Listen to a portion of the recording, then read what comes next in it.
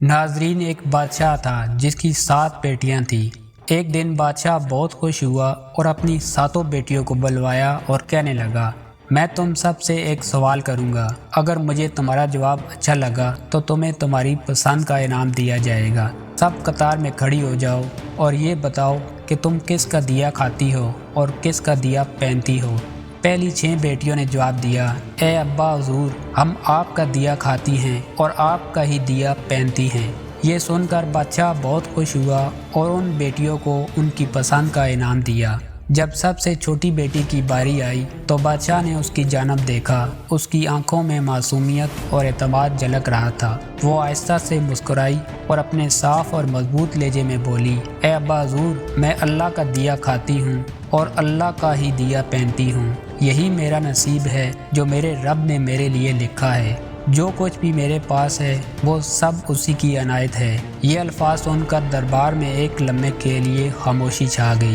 یہ جواب ایک عام جملہ نہیں تھا بلکہ توکل، شکر اور حقیقی سمجھ کا عکس تھا۔ اس کے لہجے میں ایسی گہرائی تھی کہ ہر شخص حیرت زدہ ہو گیا۔ اس کی بات میں ایک غیر معمولی سچائی اور عاجزی چھپی ہوئی تھی، جیسے وہ دنیا کی تمام نعمتوں کو حقیقی مالک کی طرف منسوب کر رہی ہو۔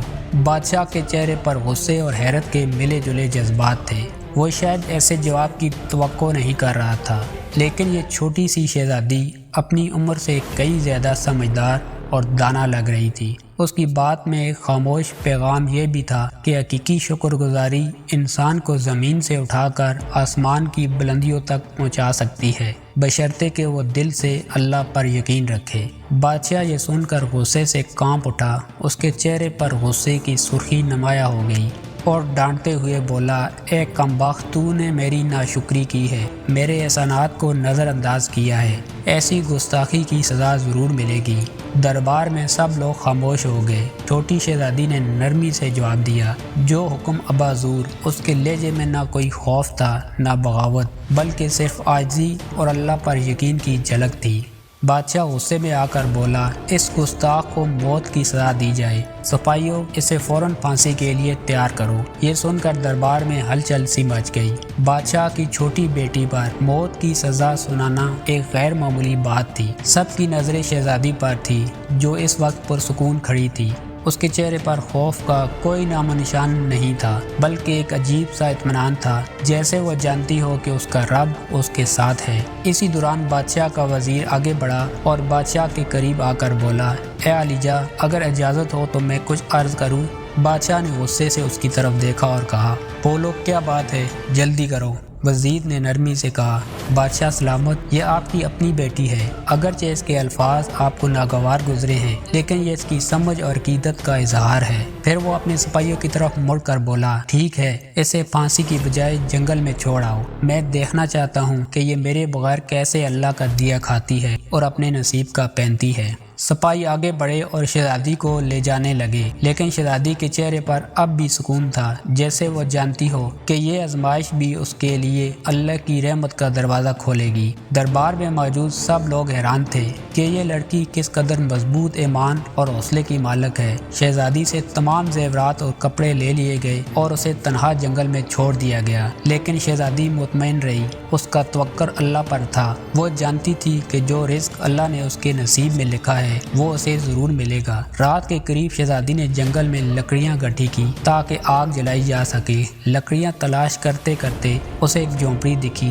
جس کے باہر ایک بکری بندھی ہوئی تھی۔ اندر سے کسی کے کھانسنے کی آواز آ رہی تھی۔ شہزادی نے جھونپڑی کے اندر جا کر دیکھا تو وہاں ایک بیمار بوڑھا چارپائی پر لیٹا ہوا تھا اور پانی پانی پکار رہا تھا۔ شہزادی نے مٹکے سے پانی نکالا اور بوڑھے کو پلا دیا۔ جھونپڑی کی صفائی بھی کی۔ بوڑھے نے پوچھا، بیٹی تم کون ہو اور اتنے بڑے جنگل میں تنہا کیا کر رہی ہو؟ شہزادی نے اپنا سارا حال بیان کر دیا۔ صبح کے وقت بوڑھے نے شہزادی سے کہا، میں شہر کام پر جا رہا ہوں اور 7-8 دن بعد واپس آؤں گا۔ تم یہی رہو، جھونپڑی میں کھانے پینے کا سامان موجود ہے، ساتھ ہی ندی ہے، پانی بھر لینا، بکری کا دودھ بھی نکال لینا۔ یہ کہہ کر بوڑھا چلا گیا۔ جب رات ہوتی ہے تو شہزادی بکری کا دودھ نکال کر آدھا اپنے لیے رکھ لیتی اور آدھا برتن बर्तन में डालकर झोपड़ी के बाहर रख देती। उसका ख्याल होता कि अगर कोई जानवर या परिंदा भूखा प्यासा होगा तो वो दूध ही पी लेगा। फिर वो इत्मीनान के साथ सो जाती। सुबह सवेरे जब शहजादी की आंखें खुलती हैं तो परिंदे की चहचहाहट और ठंडी हवा के झोंके उसे जगा देते हैं। वो आहिस्ता से उठती है और झोपड़ी का दरवाजा खोलती है। जैसे ही वो बाहर कदम रखती है उसकी नजरें बर्तन पर पड़ती है जो खाली होता है, लेकिन बर्तन के पास एक अजीब सी रोशनी झिलमिला रही होती है। शहजादी करीब जाती है और देखती है कि वहाँ एक इंतहाई कीमती लाल पड़ा है जो सूरज की रोशनी में दमक रहा होता है। शहजादी हैरत और खुशी के मिले जुले जज्बात के साथ लाल को उठाती है। ये देखकर उसके दिल में तजस्सुस पैदा होता है कि ये लाल यहाँ कैसे आया। फिर उसकी नजरें बर्तन के इर्द गिर्द जमीन पर पड़ती है जहाँ सांप के निशानात साफ दिखाई देते हैं। उसके दिमाग में फौरन बचपन की एक कहानी गूंजती है जो उसे उसकी दादी अम्मा सुनाती थी। दादी कहा करती थी, जब कोई सांप खुश होता है या किसी से मुतासर होता है तो वो अपनी खुशी के इजहार के तौर पर एक कीमती लाल उगल देता है जो हीरो से भी ज्यादा कीमती होता है। ये ख्याल आते ही शहजादी के चेहरे पर एक मुस्कुराहट आ जाती है। वो सोचती है शायद ये वही सांप था जो रात को दूध पीने आया होगा। वो भूखा और प्यासा था और दूध पीकर खुश हो गया। अपनी खुशी के इजहार के तौर पर उसने ये कीमती लाल यहाँ छोड़ दिया। शहजादी लाल को गौर से देखती है। उसकी चमक आंखों को खैरा कर देने वाली होती है। वो दिल में शुक्र अदा करती है और सोचती है कि ये अल्लाह की तरफ से एक और निशानी है कि वो अपने बंदों को कभी तन्हा नहीं छोड़ता। ये वाक़या शहजादी के दिल में मजीद यकीन और सुकून पैदा कर देता है। वो सोचती है कि अगर नीयत साफ और दिल में रहम हो तो अपने बंदों के लिए ऐसे रास्ते निकालता है जो इंसान की सोच से बाहर होते हैं। वो लाल को महफूज जगह पर रख देती है और दिल में ऐद करती है कि आज रात फिर बर्तन में दूध रखेगी,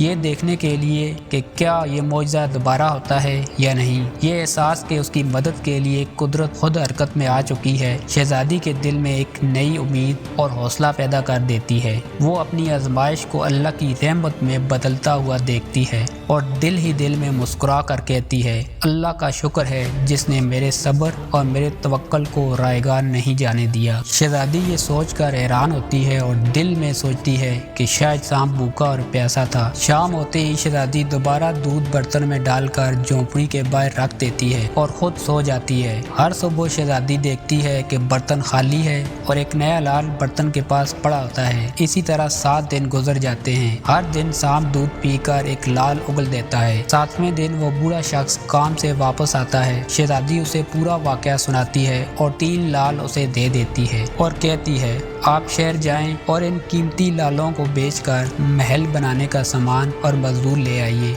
बाकी 4 लाल शहजादी एक मालक की शक्ल में गले में पहन लेती है। कुछ ही महीनों में जंगल में एक शानदार महल तैयार हो जाता है। महल में हर किस्म की सहूलतें, नौकर चाकर और दुनिया की तमाम नेमतें मौजूद होती हैं। शहजादी एक लकड़ी की फैक्ट्री भी बनाती है जहाँ गरीब मजदूर काम करके अपनी रोजी कमाते हैं। जंगल का यह इलाका आहिस्ता आहिस्ता एक शहर की शक्ल इख्तियार कर लेता है और दूर दूर तक उसकी शोहरत फैल जाती है। शहजादी के वालिद बादशाह तक ये बात पहुंच जाती है।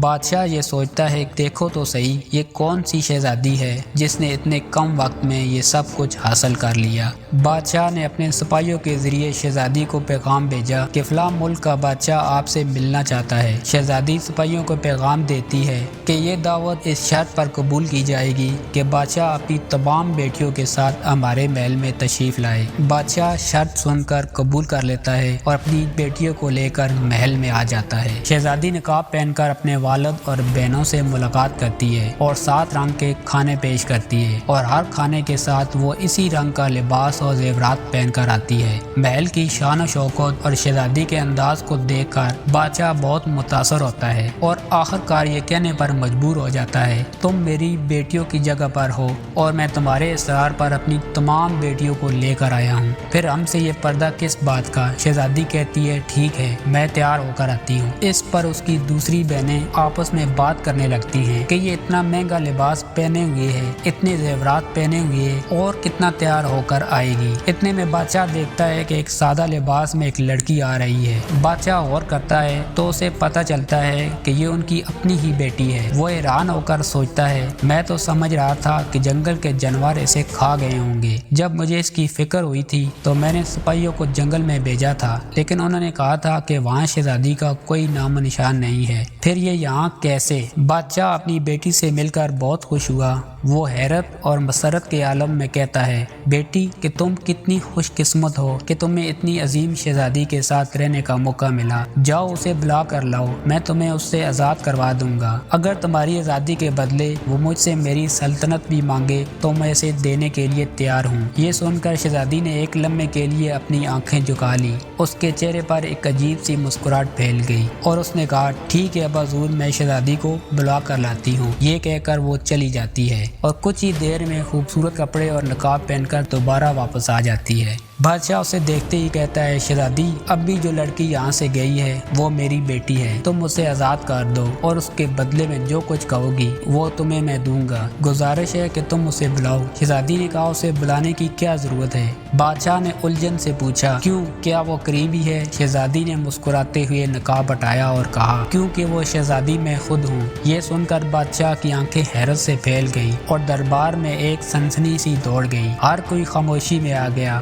बादशाह ने कदम बढ़ाए और हैरत के साथ बोला, ये कैसे मुमकिन है? तुम तो जंगल में तन्हा थी। ये महल, ये शान व शौकत, ये सब कुछ तुमने कैसे हासिल कर लिया? शहजादी ने पुरएतमाद लहजे में कहा, याद है अब्बा हुज़ूर, मैंने कहा था कि मैं अल्लाह का दिया खाती हूँ और अपनी किस्मत का पहनती हूँ। ये सब मेरे अल्लाह की अनायत है। आपने मुझे आजमाइश में डाला, लेकिन मेरे रब ने मुझे कामयाबी से नवाजा। ये महल, ये दौलत, ये सब मेरे रब का इनाम है। बादशाह ने गहरी सांस ली। उसकी आंखों में शर्मिंदगी और फख्र के मिले जुले जज्बात थे। वो बोला, बेटी तुमने आज मुझे एक सबक सिखाया है जो मैं कभी नहीं भूलूंगा। शहजादी ने मुस्कुराते हुए कहा, आजमाइश हमें तोड़ने नहीं बल्कि मजबूत करने आती है। ए अब्बा हुज़ूर, जब तवक्कुल अल्लाह पर हो तो दुनिया की कोई ताकत हमें शिकस्त नहीं दे सकती। ये लम्हा बादशाह और सब के लिए एक गैर मामूली मोड़ बन गया, जहाँ एक बेटी ने अपने सब्र, तवक्कुल और हौसले से साबित कर दिया कि अल्लाह के फैसले हमेशा बेहतरीन होते हैं। शहजादी ने मजीद कहा, अब्बा जान, अल्लाह ने मुझे कहां से कहां पहुंचा दिया है और आज मैं आपसे भी ज्यादा अमीर हूं। ये सुनकर बाकी तमाम शहजादियां दिल ही दिल में सोचने लगी, काश तब हमने भी यही कहा होता कि हम अल्लाह का दिया खाते हैं और अपनी किस्मत का पहनते हैं। इस कहानी से सबक मिलता है कि हमेशा अल्लाह ताला जिस हाल में भी रखे उस पर खुश रहना चाहिए। जो इंसान अल्लाह पर तवक्कुल रखता है, अल्लाह उसे कभी तन्हा नहीं छोड़ता। नाजरीन, आप कमेंट सेक्शन में जरूर बताइएगा कि ये कहानी आपने अपने बचपन में अपने दादा दादी, नाना नानी या किसी बुजुर्ग से सुनी है या आज आप पहली बार सुन रहे हैं। अगर आपने ये वीडियो मुकम्मल देखी है तो कमेंट सेक्शन में मुकम्मल का लफ्ज़ ज़रूर लिखिए ताकि हमें पता चले कि कितने लोगों ने हमारे वीडियो को आखिर तक देखा।